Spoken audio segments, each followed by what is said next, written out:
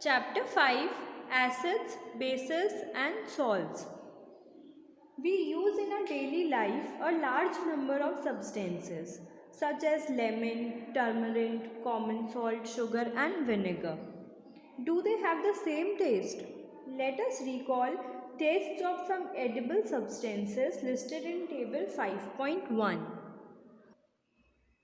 हम बहुत सारी सब्सटेंसेस यूज़ करते हैं डेली लाइफ में, जैसे कि नींबू, इमली, नमक, चीनी और विनेगर। क्या उन सबका टेस्ट सेम होता है?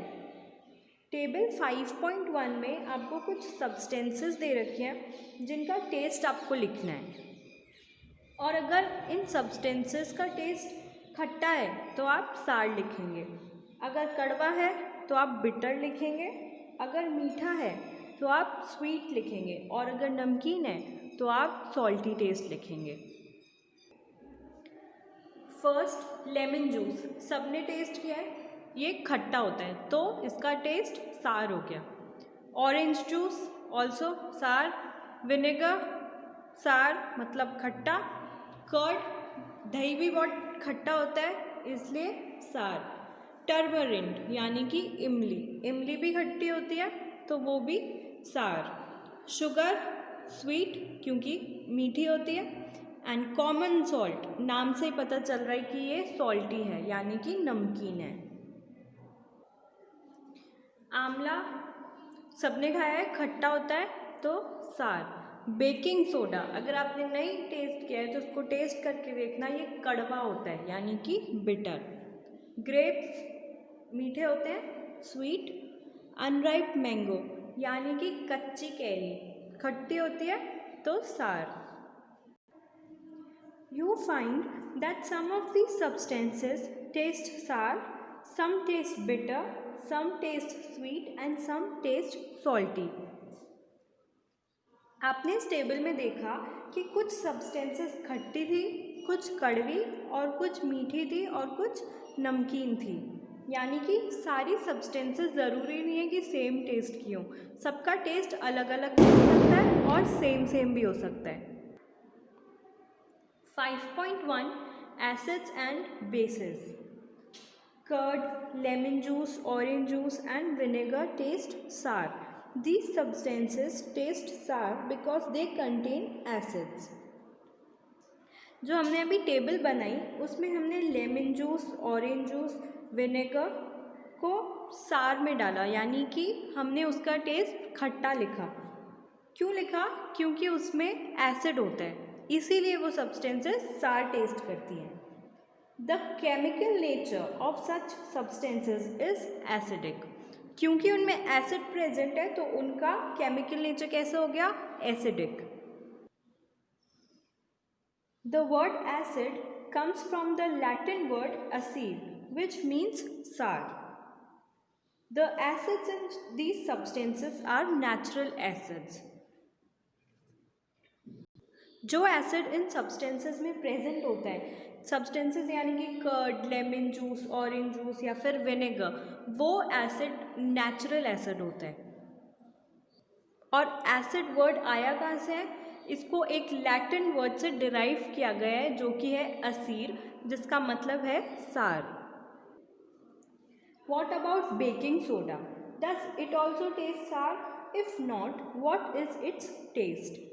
Since it does not taste sour, it means that it has no acids in it. It is bitter in taste. If you rub its solution between fingers, it feels soapy. Substances like these, which are bitter in taste and feel soapy on touching, are known as bases.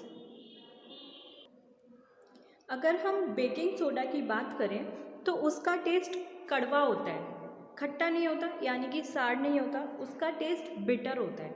और अगर हम baking soda का एक solution बनाएं और उसको अपनी fingers के बीच में रब करें तो उस सॉल्यूशन से हमारी फिंगर्स को बहुत सोपी सा लगेगा।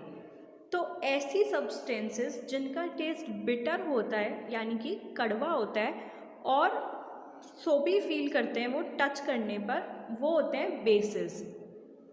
और उनका नेचर कैसा हो गया? Basic nature.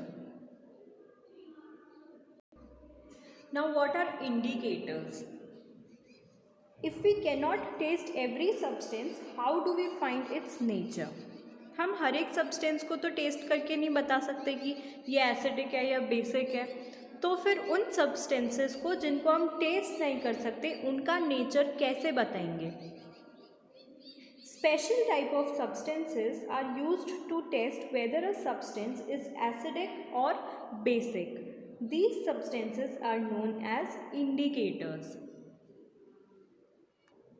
तो जिन चीज़ों को हम टेस्ट करके नहीं बता सकते उनका नेचर कैसा है, उनके लिए स्पेशल सब्सटेंसेस होती हैं जिनके थ्रू हम बता सकते हैं कि वो एसिडिक है या बेसिक है। उन सब्सटेंसेस को इंडिकेटर्स बोलते हैं, जो बिना टेस्ट किए किसी भी सब्सटेंस का एसिडिक या फिर बेसिक नेचर बताता है। The indicators change their color when added to a solution containing an acidic or a basic substance. Indicators कैसे किसी भी सब्सटेंस का नेचर बताते हैं? फॉर एग्जाम्पल, हमारे पास एक सॉल्यूशन है जिसमें एसिड कंटेंट है और जिसमें बेसिक कंटेंट भी है। तो जब हम उसमें इंडिकेटर डालते हैं तब इंडिकेटर क्या करता है कि अपना कलर चेंज कर लेता है, जिससे कि पता चलता है कि सॉल्यूशन एसिड है या फिर बेसिक है। इंडिकेटर्स मैनमेड भी हो सकते हैं और नेचुरल भी हो सकते हैं। Turmeric, litmus, China rose etcetera are some of the naturally occurring indicators. Turmeric यानी कि हल्दी एक नेचुरल इंडिकेटर है। लिटमस सॉल्यूशन के फॉर्म में मिल सकता है और पेपर स्ट्रिप्स भी मिलती हैं लिटमस की, ये भी एक नेचुरल अकरिंग इंडिकेटर है। और चाइना रोज पेटल्स यानी कि गुड़हल का फूल, वो भी एक नेचुरली अकरिंग इंडिकेटर है। इस टेबल में आपको कुछ एसिड्स के नाम दे रखे हैं और आपको ये बताना है कि ये एसिड्स किन किन चीज़ों में मिलते हैं। First, acetic acid. Acetic acid सबसे ज़्यादा किस में मिलता है? विनेगर में। Second, formic acid. Ends sting. जब कोई चींटी काटती है तो वो एक एसिड हमारी स्किन के अंदर छोड़ देती है, वो एसिड कौन सा होता है? Formic acid. Third is citric acid. Citric acid ज़्यादातर सिट्रिक फ्रूट्स में मिलता है। So, citric acid, citrus fruits such as oranges, lemons, etc. Oxalic acid, spinach में मिलता है यानी कि पालक में। एस्कॉर्बिक एसिड जिसमें विटामिन सी होता है, वो ज़्यादातर आंवला में मिलता है या फिर दूसरे सिट्रस फ्रूट्स में मिल सकता है। लास्टली, टर्टरिक एसिड टर्मरिन में मिलता है, ग्रेप्स में मिलता है और अनराइप मैंगोज में, यानी कि इमली में, अंगूर में और कच्ची कैरी में ये मिल सकता है। इस टेबल में हमने जितने भी एसिड्स पढ़े और जितने भी सब्सटेंसेस पढ़े जिन जिन में वो एसिड्स मिलते हैं, वो सारे के सारे नेचर में ऑलरेडी प्रेजेंट होते हैं। अब ये कुछ बेसिस हैं और कहाँ कहाँ पे मिलते हैं वो। First, calcium hydroxide lime water में मिलता है। अमोनियम हाइड्रोक्साइड विंडो क्लीनर या फिर कोई भी कांच को यूज़ करने के लिए, क्लीन करने के लिए ज़्यादातर अमोनियम हाइड्रोक्साइड यूज़ करते हैं। सोडियम हाइड्रोक्साइड और पोटेशियम हाइड्रोक्साइड सोप्स में मिलता है यानी कि साबुन में, और डिटर्जेंट्स में भी मिल सकता है। Magnesium hydroxide milk of magnesia. Magnesium hydroxide को मिल्क ऑफ मैग्नीशिया इसलिए बोलते हैं क्योंकि इसको जब पानी के साथ मिलाते हैं, मिक्स करते हैं, तब ये मिल्क जैसे दिखता है।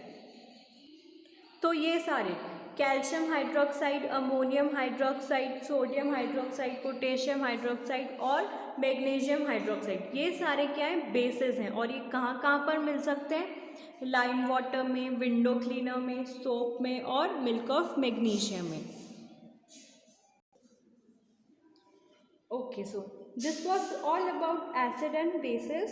In the next video, we will study about indicators and also about some activities that we can do with the help of litmus paper or other indicators to check the presence of acid or base in a solution.